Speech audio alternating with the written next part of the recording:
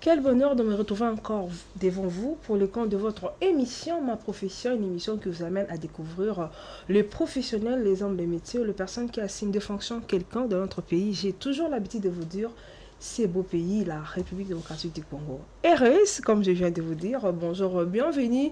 Nous avons l'honneur de recevoir une dame, elle est très exceptionnelle. Pour moi, c'est ça. Ma première fois de recevoir une dame qui fait, je ne sais pas si je vais dire ça métier ou profession, mais elle va nous expliquer c'est quoi exactement ce qu'elle fait. Mais elle est spéciale pour notre émission d'aujourd'hui. Elle s'appelle Madame Do. Sémé. J'ai bien prononcé le nom, j'espère.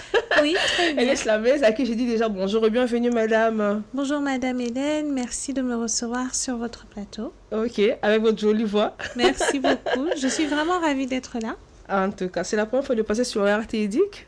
Oui, c'est la première fois. Et comment vous avez trouvé l'accueil, tout ça? L'accueil est très chaleureux et puis le cadre est vraiment très beau. Donc, je suis vraiment contente d'être ici. En tout cas, merci beaucoup. Je vous ai présenté, je dis que vous êtes une dame un peu spéciale. Pour moi, c'est la première fois de recevoir une dame qui exerce ce métier. Je ne sais pas si c'est une profession. Vous êtes slameuse, poétesse. Vous aimez vraiment l'écriture, Madame Do. Parlez-nous un peu de vous. Alors moi c'est Donso Semedora, comme vous l'avez dit, je suis slameuse, je suis poétesse et je suis également photographe. Alors c'est quoi le slam? Le slam c'est un métier, c'est aussi une passion, c'est en tout cas l'art d'utiliser non seulement les mots pour les écrire et partager un message, mais c'est aussi comment le dire sur la scène. Mais très vite, je me suis dit, bon, s'il y a des gens, en tout cas, qui croient en moi, qui croient que mes textes peuvent toucher, peuvent changer les choses, je crois que je vais continuer à le faire. Et c'est comme ça que depuis 2015, je fais de la poésie de manière professionnelle. Il ne s'agit pas seulement d'écrire pour moi-même, mais d'écrire aussi pour les autres et d'écrire parfois sur commande pour faire passer des messages au sujet des campagnes, des causes humanitaires. Donc vraiment, mon écriture sert aussi à faire passer des messages. L'écriture, faire passer les messages, en tout cas, ça c'est notre thématique. On va parler cela quand le mot devient du spectacle. Oui. Ça vous va? Ah oui, ça me va. Vous avez déjà parlé de vous, vous avez expliqué comment vous vous êtes retrouvée, une dame, une très jeune dame. Vous vous lancez dans un métier qui est méconnu, s'il faut dire, hein, en RDC, on est juste la mise. Comment elle va gagner l'argent? Comment On se pose beaucoup de questions autour de votre profession, mais nous sommes au risque de vous recevoir. Là, on va comprendre exactement comment vous vivez de ce métier qui est un peu méconnu, comme je viens de dire. On va parler de quand le mot devient du spectacle. C'est bon, non? Oui, c'est bon. D'accord. Vous avez déjà parlé de votre expérience, mais pouvez-vous quand même nous décrire comment était votre première expérience? Ma première scène slam. C'était comment? Parlons de votre... C'était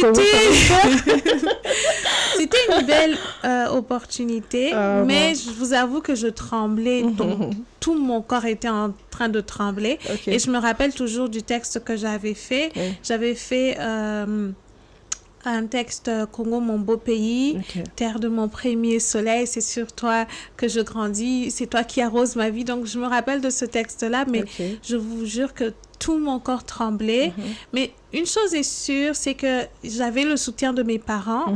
Donc, ils étaient là. Mon papa était là pour ma première scène slam. Ma maman, elle était là tout le temps aussi pour m'accompagner aux répétitions parce que quand même, ça remonte à 2012. Donc, vous vous rendez compte que j'étais encore plus jeune. Et je ne pouvais pas parfois... tout ça. Je ne pouvais pas parfois bouger dans toute la ville toute seule. Alors, ma maman, elle m'accompagnait à toutes mes répétitions. Merci vraiment à elle d'avoir cru en moi. Hommage à maman. Oui, vraiment, à maman et à papa. Donc, ce jour-là, j'ai pris le micro, j'ai osé. Au début, je sentais vraiment tout mon corps trembler, mais je me suis dit, je vais juste essayer de fixer quelques personnes qui étaient en train de m'encourager. Donc, je les voyais bouger la tête et j'étais en mode, je crois que ça veut dire que je me fais bien. Donc, je me suis focalisée sur eux et j'ai pu continuer jusqu'à la fin. Mais sinon, c'était vraiment un moment très fort pour moi parce que je me suis sentie capable de dire ce que je pensais haut et fort sans que rien ni personne ne vienne m'empêcher de le dire. Parce que je crois que c'est une des choses que j'aime beaucoup avec le slam, c'est que c'est un moment où lors des scènes slam, en tout cas des soirées de slam, c'est un moment où chacun a le droit à la parole. Pendant 3 minutes, vous avez le droit de dire ce que vous pensez. Du moment, en tout cas, que ça n'offense personne. Mais vraiment, vous parlez, vous vous exprimez. Et je crois que c'est pour ça que j'aime ce métier, parce que je peux m'exprimer, je peux dire ce que je pense, je peux non seulement dire ce que je pense, mais aussi être la voix des sans-voix. Magnifique. En tout cas, j'aimerais quand même savoir, c'est quoi la magie qui se passe entre ce que vous dites et votre expression faciale. Par exemple, vous parlez de la femme, on vous voit là, c'est comme si une femme en train vraiment de pleurer, mais vous êtes en train de faire des spectacles en tout cas. C'est qu'on demande quand le mot devient du spectacle. L'identité d'une personne, parce qu'une fois j'ai assisté à l'Institut français, une dame qui parlait de la guerre, en tout cas elle nous a mais c'est comme si c'était vraiment on est dans une guerre là. J'ai même appelé, j'ai dit mais reste, moi je suis avec vous aujourd'hui. Les mots ont un pouvoir immense au fait. Les mots peuvent vraiment permettre de se rendre compte. Vous voyez, avec les mots on crée des images et ces images là, lorsque les gens entendent ce qu'on raconte avec nos mots, les gens peuvent s'identifier à ce qu'on a traversé ou à ce qu'on raconte dans l'histoire. Donc c'est aussi ça la puissance du slam, la puissance du storytelling, donc de la narration dans nos textes. Alors je pense que moi, chaque fois que je slame, je porte mon texte. Le slameur a une relation vraiment très particulière avec son texte. Il n'écrit pas pour juste écrire et garder dans un recueil. Il écrit pour dire, pour le porter, pour vraiment... Donc le texte, ça fait partie de moi. Il y a une part de moi dans le texte. Et donc, quand je suis sur scène et que je commence à vous parler d'une femme ou je vous parle de la guerre, c'est comme si je vivais mon texte. Mon texte prend forme, prend... Oui, c'est moi, au fait. Vraiment. Donc, c'est comme ça que vous allez vous rendre compte que les slameurs, lorsqu'ils sont sur scène, il y a parfois des expressions sur leur visage. Ils transmettent non pas que la voix, la parole, mais les émotions. Ça va aussi à travers le rythme. Donc, il y a tout ça parce qu'on fait un avec nos textes. D'accord, faites un avec les textes, donc ça correspond avec notre thématique. J'aimerais savoir, vous avez dit que vous écrivez aussi, quelle thématique abordes-tu dans tes textes souvent? Alors, moi, j'aborde plusieurs thématiques. Parce que chacun a sa particularité. Oui, j'aborde plusieurs thématiques. Je dirais quand même que j'aborde surtout la question du Congo. J'ai un amour profond pour mon pays et ça me pousse à écrire régulièrement sur la situation, qu'elle soit économique, politique, sociale. J'écris beaucoup sur le pays. C'est comme ça que j'ai même publié un recueil de poèmes que j'ai rapporté ici. Il y a un exemplaire, Ngamboya Congo, où il y a beaucoup de textes donc, sur la situation du pays. Mais j'ai écrit également sur les droits des femmes. Je suis une femme, oui, mais aussi parce que je me suis rendu compte que dans la société dans laquelle je vis, souvent les voix des femmes sont marginalisées. Les femmes parfois ne sont pas visibles sur tous les espaces. Et parfois on me disait même que le métier que tu fais c'est un métier d'homme. Parce que quand j'ai commencé, j'étais la seule femme à le faire. Aujourd'hui, je suis très heureuse qu'il y ait beaucoup de femmes un peu partout dans le Congo. Dans toutes les villes, aujourd'hui, il y a des slameuses. Mais quand j'ai démarré il y a quelques années, là, une jeune dame là, j'étais la seule. Parfois, je me retrouvais seule. Il fallait toujours que mes potes hommes me raccompagnent à la maison. Parfois, il fallait... Donc, il y avait tout un système que j'avais essayé de mettre en place pour que je continue à le faire. Surtout que je n'abandonne pas. Mais aujourd'hui, il y a plus de femmes. Donc, je parle également des femmes. Et puis, je parle de la vie. Vous savez, la vie, elle est trop belle. L'amour, la joie, l'amitié. Je pense qu'il faut parler de tout ça. D'accord. Vous avez parlé, ce que je voulais demander. Quelle est la place que vous accordez à la femme dans vos slams, parce que j'ai à recevoir des artistes qui disent souvent je suis inspirée par la femme, mais la femme est marginalisée, la femme n'est pas comprise. Et bien vous, étant que jeune dame, comme vous avez dit dans votre métier, comme vous avez commencé à être la seule, j'imagine à votre taille, comment vous étiez, et quand vous parlez, quand vous slamez, vous parlez de la femme, ça, comment ça vous fait, comment vous vous sentez vous-même étant que femme? Je me sens bien, je me sens déjà légitime de parler de la femme, parce que souvent j'entends des gens parler de la femme, mais je me dis, est-ce que vous comprenez vraiment ce que les femmes traversent pour que vous puissiez parler de la femme? Et je sens aussi que c'est un peu comme pour moi un devoir envers mes sœurs que de parler de la femme, parce il ne s'agit pas que de moi en tant que femme, mais il s'agit aussi d'autres femmes qui vivent autour de moi, ma mère, mes sœurs, mes frères, ma mère, mes sœurs, mes filles au fait. Donc de parler de toutes ces femmes-là qui, à différents moments de leur vie, rencontrent parfois certaines difficultés. Et je pense que c'est important de mettre leur récit en lumière pour que vraiment il y ait moins de stéréotypes qui continuent à être propagés. Parce que souvent, on va dire que les femmes ne construisent pas. Alors que les femmes construisent. Les limites de la femme, c'est toujours la femme. On propage beaucoup de stéréotypes comme ça. Et vraiment des discours qui limitent la femme. Et moi, à travers mon slam, je voudrais dire que la femme, elle est puissante, elle est forte. Il y a une grande sororité entre les femmes. On s'accompagne, on s'élève entre nous. On est résiliente également. Donc, c'est comme ça que moi, chaque fois qu'il y a l'opportunité, en tout cas, de parler des femmes, je saisis cette opportunité-là. Mon dernier slam même qui est diffusé sur YouTube, en ligne et tout, parle de l'endométriose, une maladie qui touche uniquement les femmes. On peut dire de cette maladie-là la maladie des règles douloureuses, mais c'est vraiment une maladie qui touche une femme sur 10. Donc, ça veut dire, vous imaginez combien de millions de femmes sont touchées par cette maladie, et on en parle très peu. Donc, moi, les problématiques des femmes me touchent, me parlent, parce que je suis une femme, mais surtout parce que les voix des femmes comptent. D'accord. Vous avez parlé au début, ça vous fait du bien quand vous partez représenter le pays, parce que vous aimez votre pays. Vous avez déjà parlé de Mbokala Congo, c'est ça? Ngamboya Congo. Ngamboya Congo. Oui. Donc, c'est au monde, madame Do, qui a même le biso Ngamboya Congo. Oui, c'est ça. Comment, d'après votre expérience, l'islam a-t-elle aidé ton parcours personnel? Quand je dis ça, je voulais quand même savoir comment vous vous sentez quand vous partez représenter les pays. Moi, je suis vos images sur Facebook. Moi, j'espionne. Hein? Vous êtes parti à New York, vous avez parlé de la femme. Qu'est-ce que ça vous fait?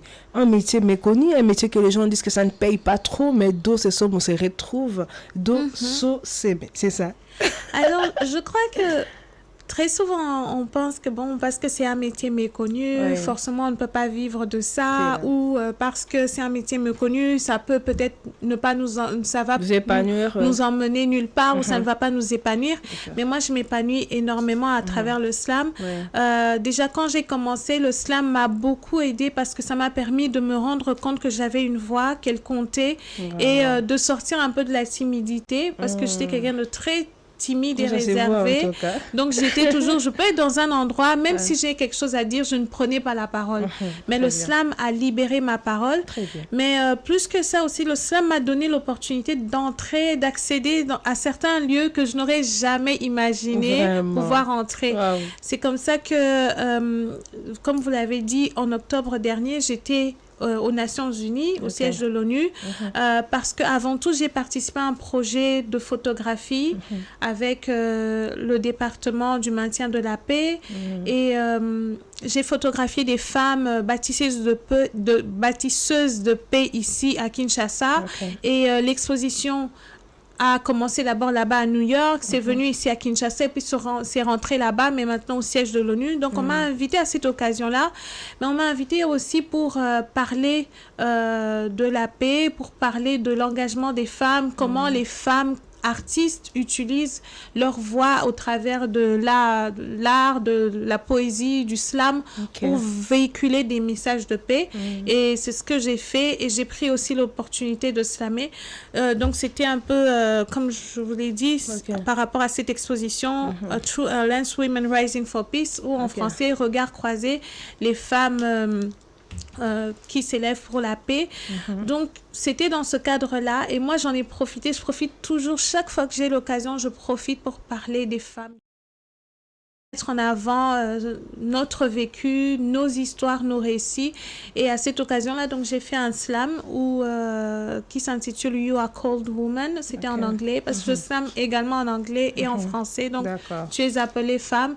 Et j'ai parlé comment la femme est importante pour bâtir la paix. Parce que là où la femme est, quand on inclut la femme sur les tables de discussion pour les processus de paix, pour le développement d'un pays, nous avons l'opportunité d'avoir plusieurs perspectives. Vous voyez, la vision d'un homme peut être très différente de la vision des femmes parce que les femmes, elles sont vraiment à la base.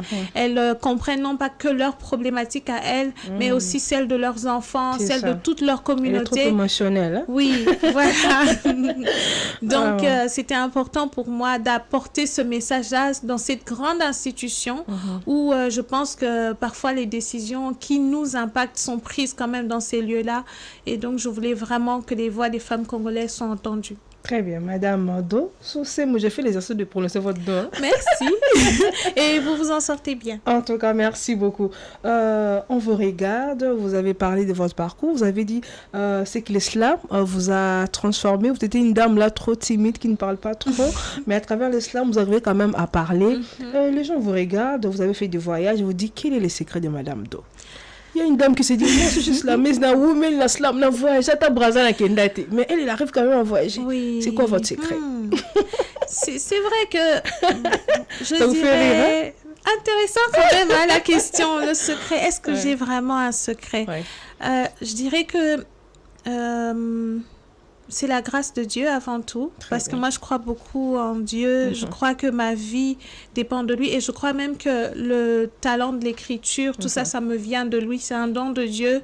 Je pense qu'on a tous reçu de Dieu quelque chose et quand Dieu nous le donne maintenant, Dieu nous attend, il attend que nous puissions fructifier ce don-là, que nous puissions travailler, le multiplier.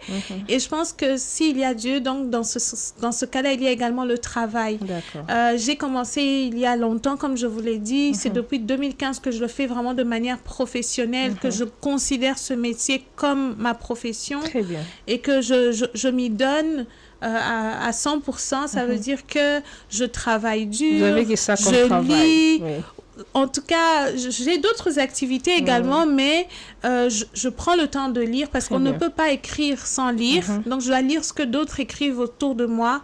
Après, je fais un travail sur mon écriture. Je peux écrire un brouillon là maintenant, mais après, je me dis, bon, je laisse ça reposer, je vais revenir, je corrige, je fais des recherches.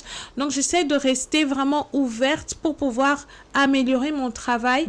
Je sais que les textes que j'écris aujourd'hui n'ont rien à voir avec ce que j'ai écrit en 2012 parce qu'il y a l'expérience, il y a maintenant la pratique aussi. Plus on pratique, on s'améliore.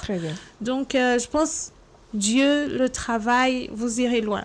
En tout cas, Dieu le travail et vous irez loin. Et pour ceux-là qui se disent, comme je viens de vous demander là, et se disent, bon, moi, depuis que j'ai commencé, j'ai fait des efforts, j'aime trop ce métier, je veux vraiment en faire une profession, comme vous avez dit, parce que vous aimez et puis vous vous êtes lancé dans ça, vous faites beaucoup d'efforts, vous apprenez, vous lisez, et parce que vous voulez vous améliorer par rapport à ce que vous faites. Une dame aussi fait comme vous, et se donne jeune, mais elle n'arrive pas toujours. Qu'est-ce que vous pouvez la dire?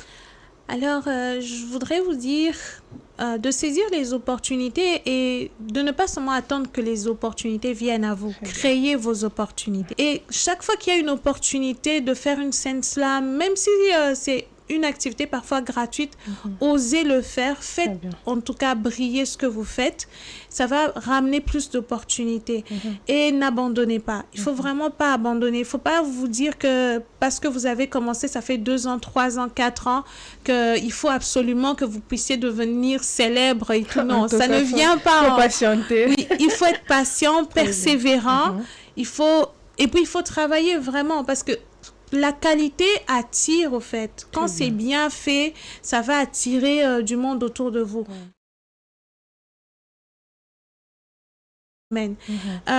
C'est très important de connaître, par exemple, ses forces et ses faiblesses. Moi, par exemple, dans mon écriture, je sais ce qui marche avec moi. Et je connais mes forces. Tellement je connais mes forces que chaque fois où je vois là, c'est une de mes forces, je vais appuyer fort, je vais vraiment jusqu'au bout parce que je sais que si je fais ça, ça va toucher, ça va marcher. Donc vraiment, apprenez à vous connaître et faites briller votre talent. D'accord. Madame Do, vous avez dit, vous connaissez votre point fort, il faut dire. Au début, vous avez dit, vous communiquez dans tout, vous parlez de l'amour quand vous faites vos slams, vous parlez de la femme, de la vie.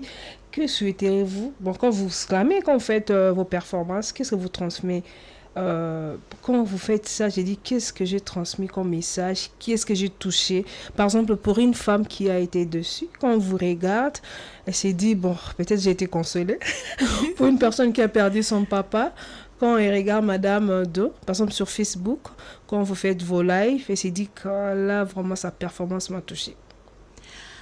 Alors, je dirais que moi, ce que je veux, c'est vraiment contribuer avant tout à un monde meilleur. D'accord.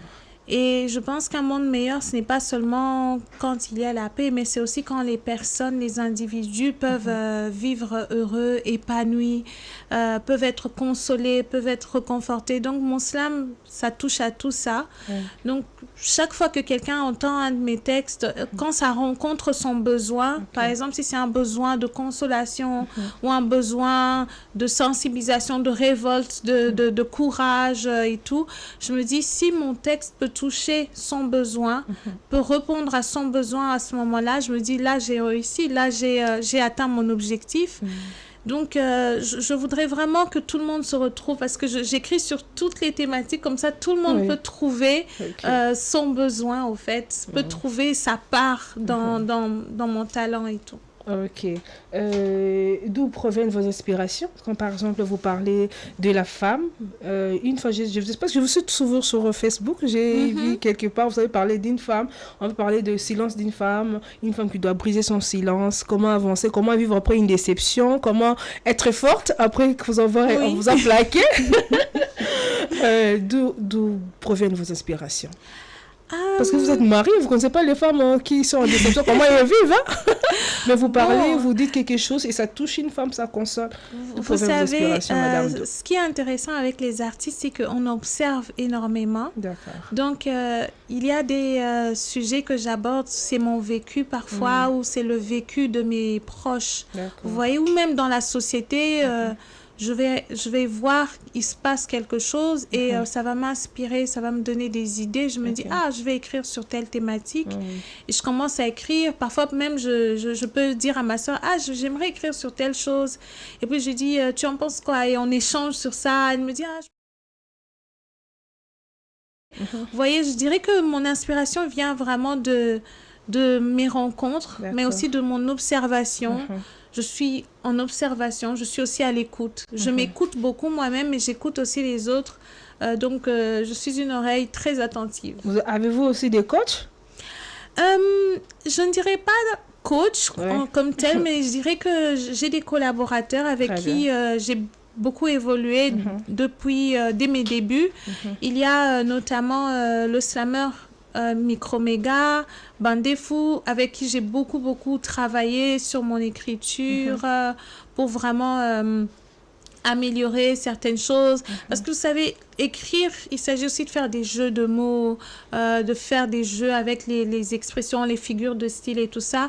Et donc, j'ai participé à beaucoup d'ateliers comme ça, de slam, même avec Yekima, parce que quand j'ai gagné le concours de poésie slam à l'Institut français, c'était organisé en collaboration avec le slammer Yekima. Donc, le président. Oui, le président. Donc, il y a tous ces partenariats-là, ces collaborations qui m'ont fait grandir également. Et aujourd'hui encore, il y en a avec d'autres slammeurs que je rencontre. Vous voyez, nous les slammeurs, on est très ouverts. Très bien, j'ai senti en tout cas.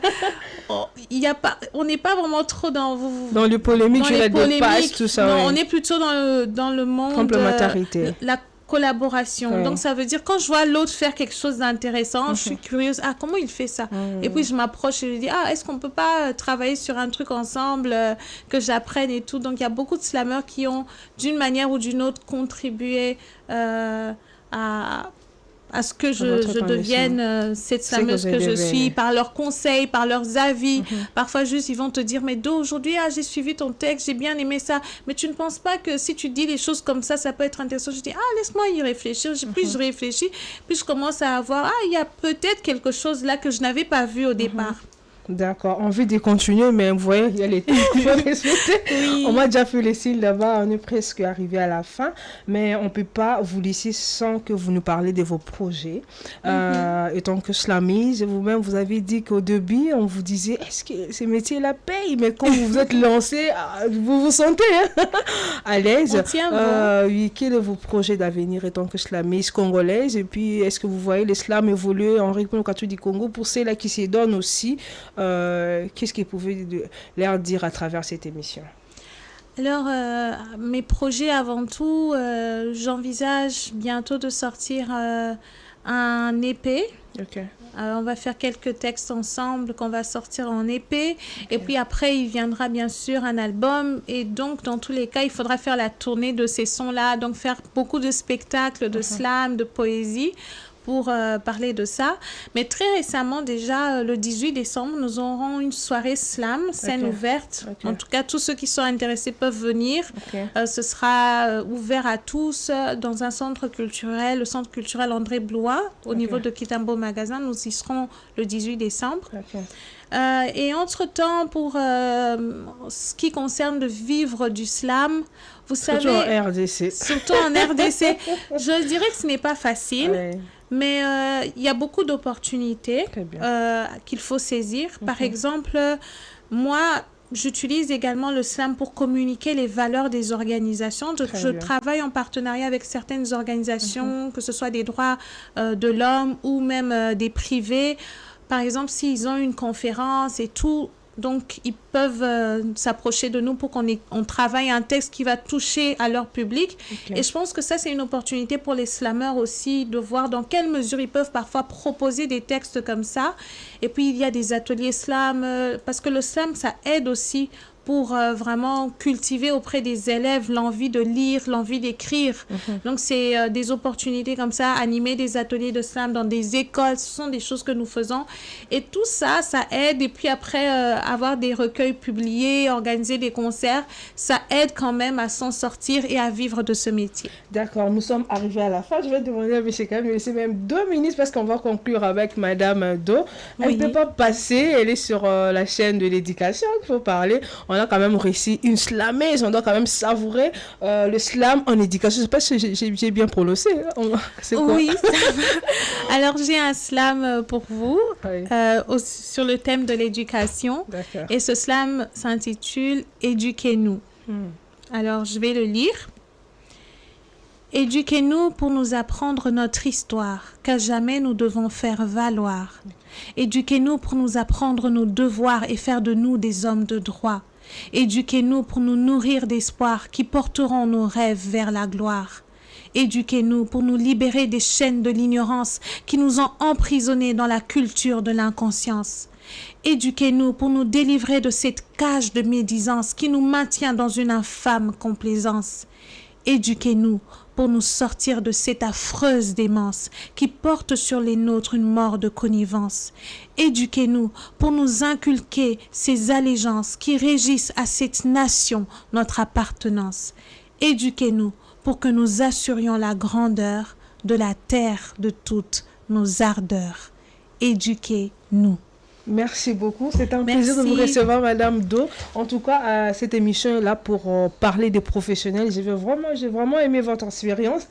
Merci. En tout cas, j'espère que les slameuses, les jeunes qui vous regardent aussi, ils sont motivés par votre histoire. Ils ne vont pas baisser les bras. Ils vont continuer. Félicitations et courage à vous, Madame. Revenez quand vous voulez, en tout cas. Merci beaucoup. Il y a beaucoup. une thématique d'éducation ici. Il faut revenir. Merci à tous les téléspectateurs. Nous avons parlé avec Madame Do sur cette thématique slam. Quand les mots deviennent du spectacle, vous avez aimé, il suffit de laisser le message au numéro qui est au bas de vos écrans. Je vais vous mettre en contact avec Madame Do. Et l'événement n'est pas manqué, c'est le 18 décembre. Donc, vous allez voir sur ce Facebook pour avoir plus de précisions. Je vous dis merci et restez branchés au programme de la RTD. Que ça s'oublie, une dame qui regarde très bien cette émission, elle avait Madame Fatouma Abia, la maman des garçons. Merci à l'équipe Teni, je vois Caleb Moukendi. Merci à tout le monde. On se retrouve très prochainement, mais à très bientôt. Merci.